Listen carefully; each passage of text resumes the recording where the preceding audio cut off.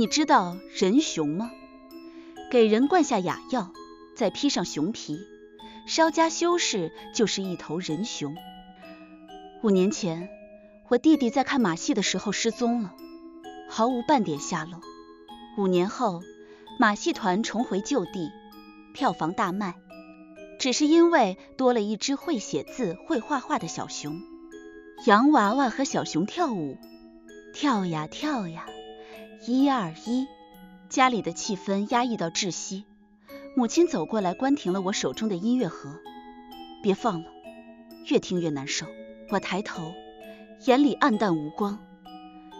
这是涛涛最喜欢的儿歌。母亲叹了口气，都5年了，也不知道涛涛现在是活着还是……涛涛一定还活着。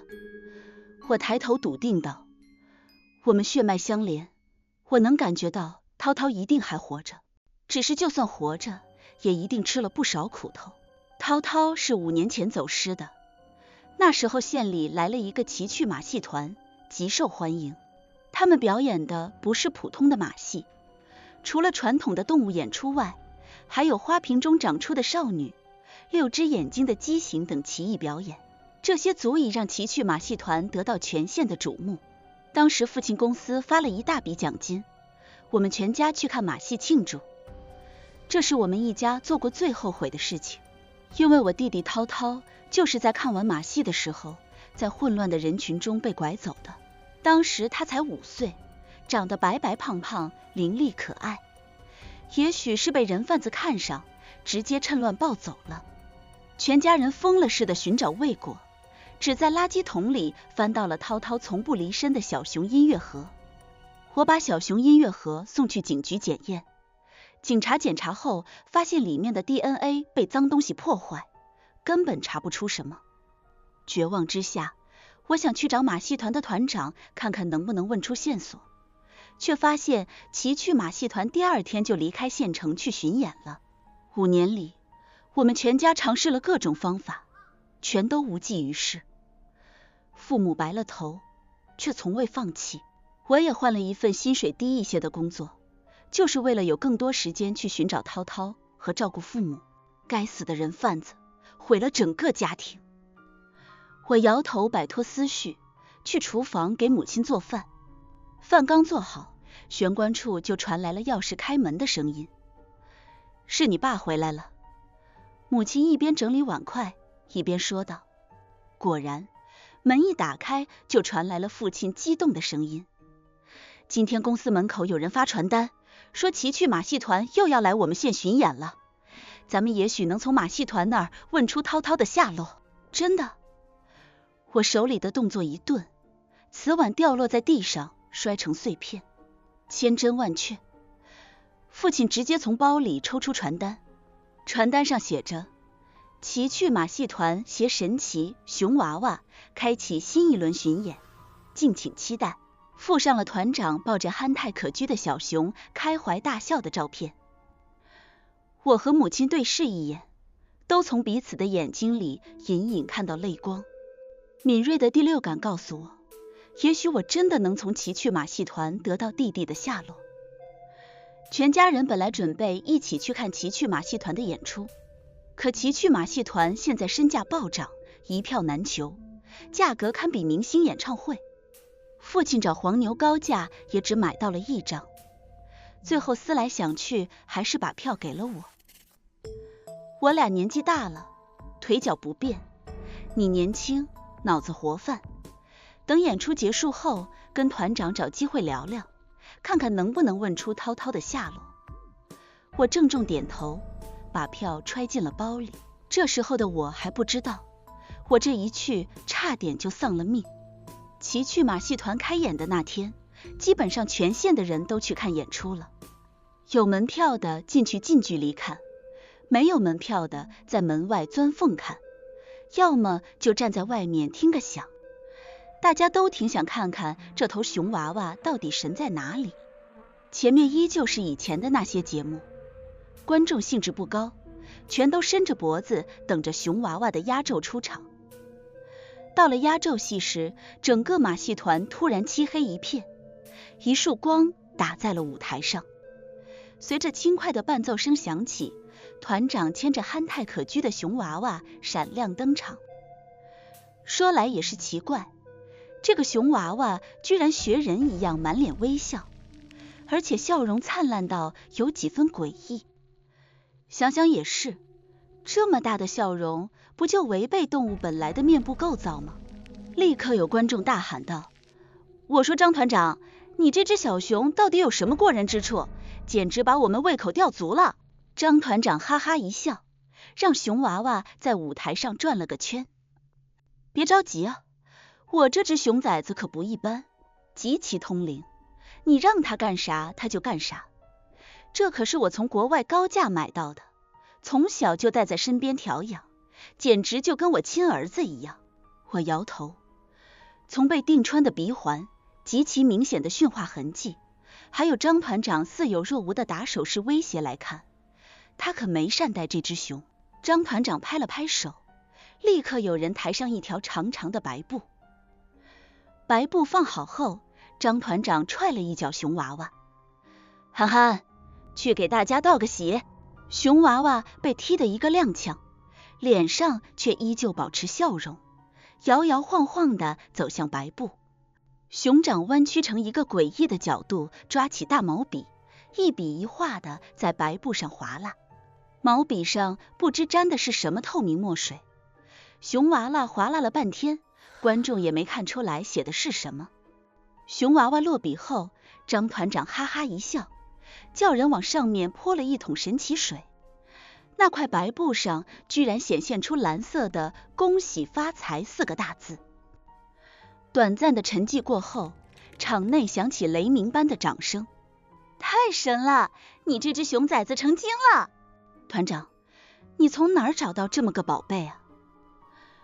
我觉得还行吧，这几个字训练几年就能写，没什么特别的。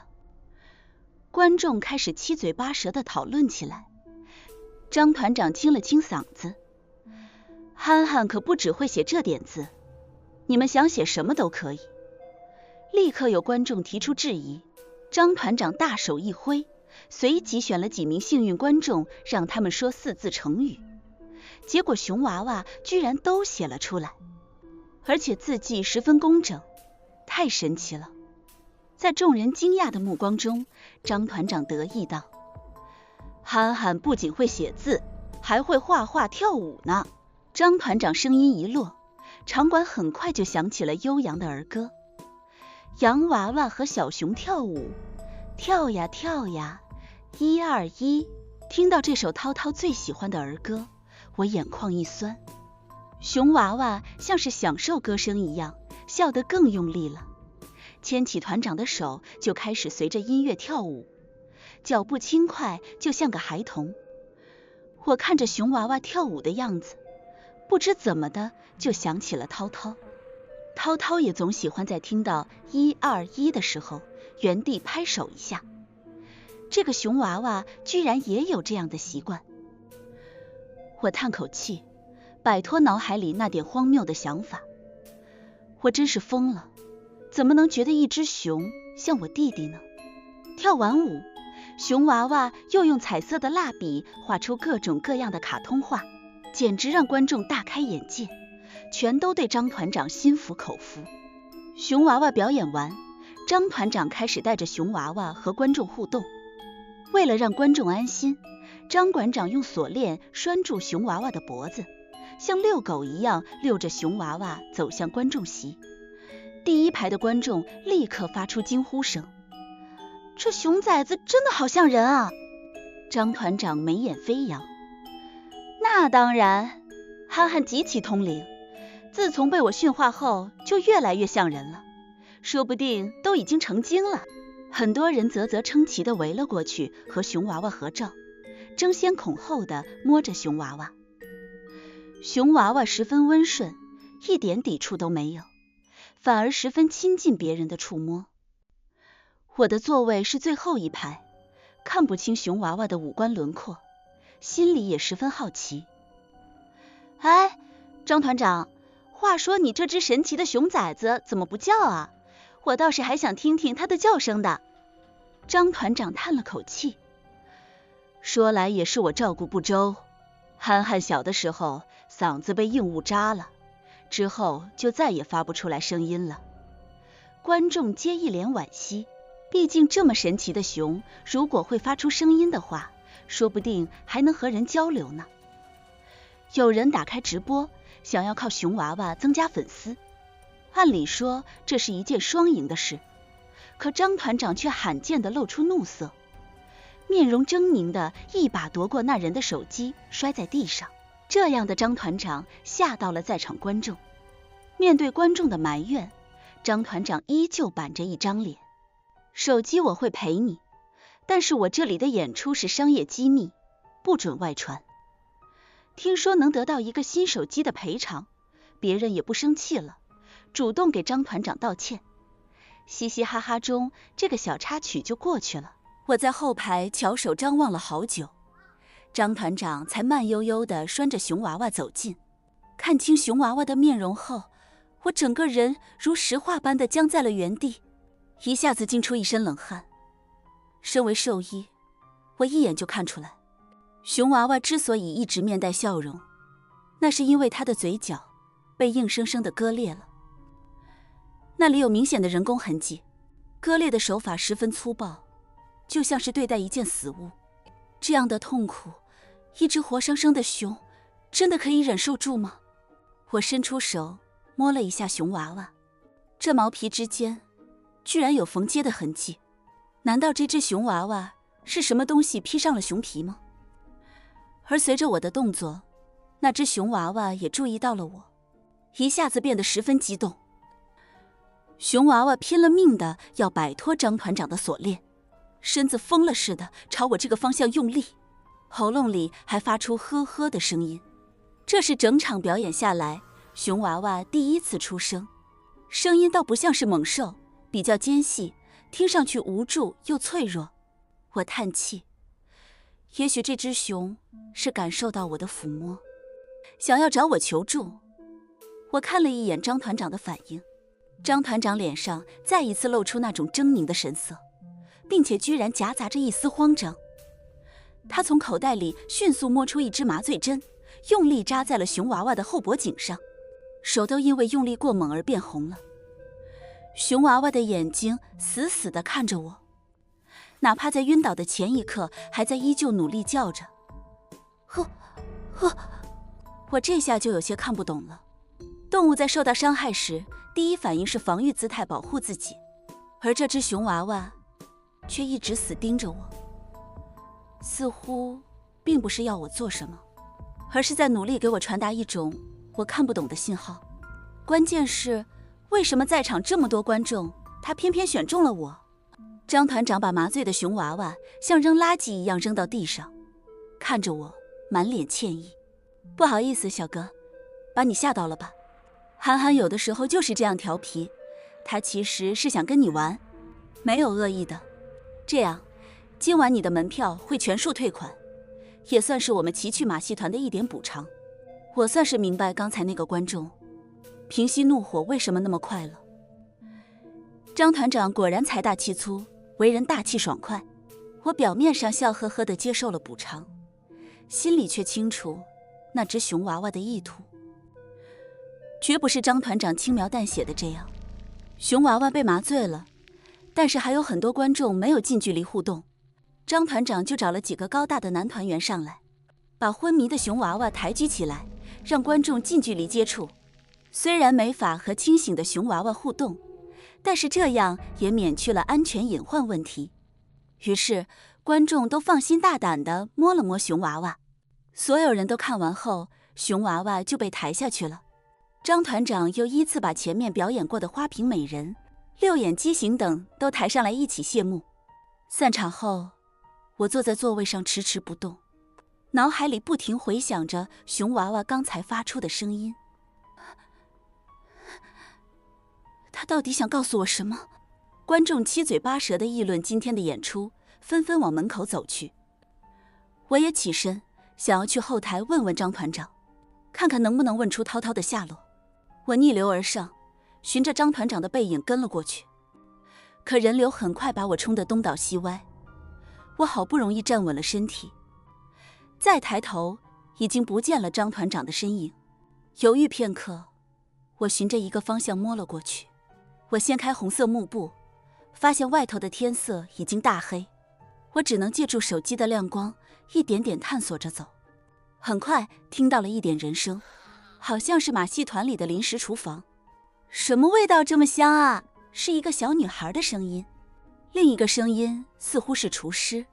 今晚票房不错，团长说要给大家加餐。你小子来的正是时候，鸡腿刚出锅。来，快给我搭把手。大伯，能不能多给我一个鸡腿啊？我想去给憨憨哥。表演一晚上了，他也饿着肚子呢。厨师沉默了一会儿才说，去吧，别让团长知道。他也怪可怜的，披着个熊皮当畜生给人挣钱，还不能上桌吃饭。女孩应了一声就往外跑，却一下子撞见门口听得心惊肉跳的我，瞪圆了眼珠子就要叫出声。我眼疾手快，一把捂住女孩的嘴，把她拉到黑暗角落处。我不是坏人，没有恶意，本来只是想问些事。一不小心听到了你们的谈话，我先说声对不起。我继续捂着女孩的嘴。你要是答应我不叫出声，就眨两下眼睛。女孩飞快地眨了两下眼睛，我慢慢把手放下。女孩缓过神来，身体靠在墙角，一脸警惕地看着我不说话。我问道，你们刚才说的那个憨憨，难道是今天表演的那个熊娃娃？女孩神情更加紧张，出声道，这和你没关系。你不说我也知道，这个憨憨其实就是披着熊皮的人，对不对？我故意说出我的猜想，趁机观察女孩的反应。女孩飞快地反驳我，不是憨憨就是熊，才不是人。她脸上的心虚被我看进眼里，证实了我的猜想。你在说谎。我彻底松了对女孩的钳制，威胁道，你们马戏团以人充熊骗钱，这是欺骗消费者，我要告你们，让你们赔钱。我故意拿出手机在女孩面前晃了晃，女孩十分紧张地抓住我的手，不要让我赔钱，我没钱的。不赔钱也可以，你得如实回答我几个问题。我放下了手机，其实我根本对这什么以人充熊的骗局毫无兴趣，无非就是张团长高价聘请别人配合自己演出，最后分成而已。至于那只熊娃娃身上被虐待的痕迹，也许只是博同情的商业噱头，这都与我无关。我更关心的是涛涛的下落。你叫什么名字？在这个马戏团待多久了？我叫11，来3年了。5年前奇趣马戏团来过这里表演，在那次演出后，我的弟弟走失了。你在团里有没有听别人提起过相关的事？11一脸茫然地看着我，努力思索半天，最后摇了摇头。我抓住11的肩膀，11，这件事对我很重要，麻烦你再好好想想。真的没有听说过吗？当时走失的时候，我弟弟涛涛才5岁，大概这么高，白白胖胖的，怀里抱着一个音乐盒。我努力描述着涛涛的特征，可还是一无所获。11看上去也很想帮忙，要不我带你去问问我大伯吧，我大伯跟团10年了，是这里的厨师，他知道的应该会多一些。我点点头，跟着11进了屋子。厨师被吓了一跳，听11仔细解释过后才稍微放松下来。我在这里待了这么久，所有的人我都认识，没有见过你说的这个孩子。我不甘心地追问道，那5年前可有发生什么奇怪的事？奇怪的事，厨师努力回忆道，憨憨倒是5年前被团长领进来的新成员，说是捡来的孤儿，性格比较孤僻，让我们没事不要去和他接触。我心里一跳，请问你们见过这个叫憨憨的人具体长什么样子吗？11立刻说没有，团长从来不让憨憨哥在外人面前脱下熊皮，因为熊皮脱穿起来很麻烦。马戏团以人充熊的事，知道的人越少越好。厨师补充道。而且团长说憨憨是个哑巴，所以没有人听憨憨讲过自己的来历。我们所知道的一切都是从团长那里听来的。一个大胆的猜想在我脑中成型，我的心里如同掀起惊涛骇浪，久久不能平息。一模一样的音乐，似曾相识的拍手姿势，十分巧合的时间节点。也许熊娃娃当时嗓子里发出的呵呵声就是在叫哥哥。我让11带我去见一见那个叫憨憨的熊娃娃。11很快就答应了，看得出来他也很想帮忙。这一排是奇珍表演专门的房间，他们平时住一起，我每天都给他们送饭的。11边说着边打开了一扇门，我往门里看去，一下子看到了正中间放着的花瓶美人。花瓶上长了个美人头，正一脸好奇地望着我。再往右看，是6只眼睛3只鼻子的大汉，正在旁边喝粥。还有永远也长不大的侏儒人，正抱着被子准备睡觉。我试着和他们打招呼，11却扯了扯我的袖子。他们都是哑巴。11朝里面的单间努了努嘴。喏，憨憨哥就住在里面。我颤抖着手推开了门。熊娃娃还是昏迷的状态，像丢垃圾一样被随意地摔在地上，毛皮上都是灰尘。此刻他身上那些受过虐待的痕迹落在我眼里格外刺眼。我用从厨师那里借到的剪刀剪开了熊皮，属于涛涛的脸一点点暴露在空气中。他被拐走的时候5岁，现在已经10岁了，整整遭受了5年的心理和生理上的双重折磨。以前的涛涛长得冰雪可爱，白嫩的脸蛋谁看了都想捏一把，可现在由于大面积不透气，涛涛的皮肤长满了凹凸状的红斑。哎弟，我连杀了张团长的心都有。剪熊皮的过程中，涛涛似乎很痛苦，皮肤接触到冰冷的空气还瑟缩了一下，感官刺激让涛涛醒了过来。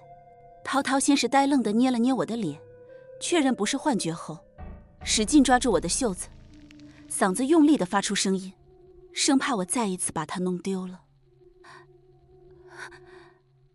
我的眼眶一酸，哥哥在，哥哥现在来接涛涛了。涛涛拿起床边的纸笔，让我把房间里的其他人也救出去。他说花瓶美人本来是一个健康的婴儿，被张团长从人贩子那里买来后，就塞到瓶子里用药物吊着长大，也是个苦命人。侏儒症是张团长买来就灌了药物才停止生长的。还有6眼大哥，其实是张团长的亲儿子，生下来先天不足，有畸形，但是张团长却不愿意做手术为其治疗，而是利用其畸形把它变成赚钱工具。因为害怕自己做的事被揭发，这个房间里的所有人都被毒哑了。我当机立断，迅速报了警。如果要带这么多人出去，光靠我自己不太行。我刚挂断电话，就看见涛涛一脸惊恐地望着我身后。下一瞬，我的后脑勺传来剧痛。晕倒前，我模糊地看到站在我面前的张团长一脸冷漠地举着木箱，而11则是站在他旁边安然无恙。11，幸亏你这次报信及时，这个金链子就送你了。谢谢团长。我昏昏沉沉地醒来，感觉手脚都被绳子捆住了，整个身体用不上力气，似乎也是被打了麻醉之类的药物。整个屋子黑漆漆的，不过能确定的是，我应该还在涛涛的屋子，而涛涛却不知所踪。Hey Siri， 我试着呼唤，手机毫无动静，看来是被张团长搜走了。你醒了。突然一阵冷笑声传了过来，我吓得赶紧闭上嘴巴。张团长打开一束手电筒，朝我照射过来。我看到他那一双凶狠的眼睛，心口一缩。你这样是非法拘禁，赶紧放了我！话一出口我就后悔了。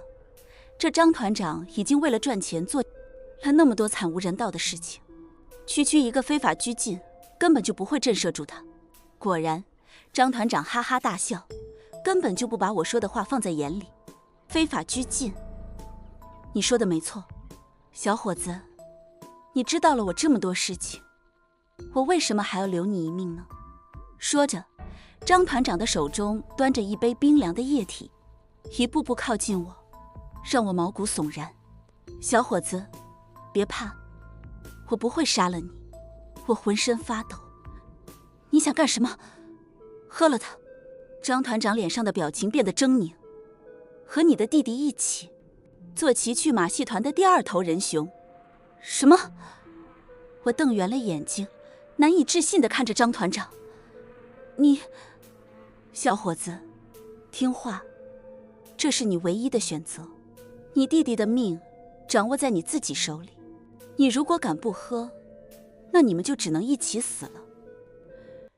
张团长的声音阴森森地响彻耳畔，让人毛骨悚然。我的身体颤抖不已，手脚冰凉，心中充满了恐惧。怎么办？怎么办？怎么办？我吓得全身瘫软在椅子上，却突然感觉袖口处有什么东西扎了我一下，让我瞬间清醒了很多。仔细一摸，居然是刚才那把用来剪熊皮的剪刀。我用剪刀不动声色地剪开了绳子。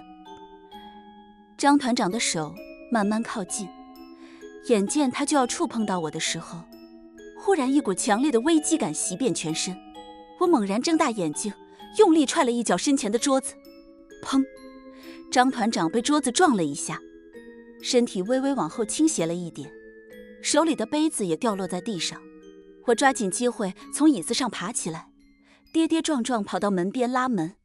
门已经被锁了，我试图用身体去撞，却根本没有任何效果。我的心越跳越快，眼泪不由自主地流淌而下。小伙子，我劝你别白费功夫了，你逃不掉的，你的命运已经注定。乖乖听话，也能少吃点苦头。身后响起张团长的声音。如果是正常情况下，我一个年轻力壮的青年人，分分钟就能撂倒张团长。可是现在，在中了麻药的情况下，我就是那只被人宰割的羔羊。我转过头，只见张团长的眼神闪烁着残忍，脸色狰狞可怖。我心中一惊，张口就骂：你他妈的畜生！你不得好死！当畜生又怎么了？我吃香的喝辣的，什么都用得最好的。张团长轻蔑地看了我一眼。你知道我这件衣服多少钱吗？3万块，全都是你的宝贝弟弟帮我挣的。你这混蛋！啪！张团长猛地抬手就给了我一个响亮的巴掌，打得我脑袋嗡嗡作响。我就算死，我也不会让你如愿的。我捂着火辣辣的脸，恶狠狠地盯着他。张团长狠狠地踹了我一脚，看到我像条死狗一样躺在地上，露出了残忍的笑容。可惜药洒了，还得再调一杯。说完，他便离开了房间。砰！重重的关门声响起，我心中涌出绝望和愤恨，恨不得冲出去咬死他。但我现在连站起来的力气都没有，更何况冲出去。我只能等待救兵，暗暗期望警察快点找到这里。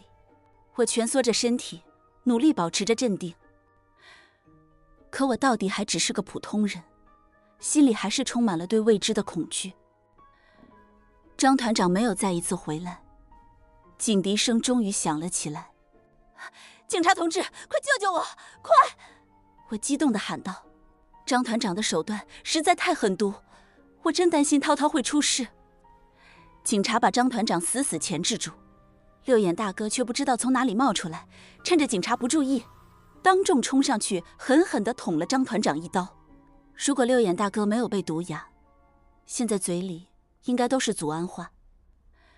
所有人都愣住了，张团长更是目瞪口呆地看着六眼大哥，他唯一的亲儿子。这一切都发生得太快了，以至于所有人都没有反应过来。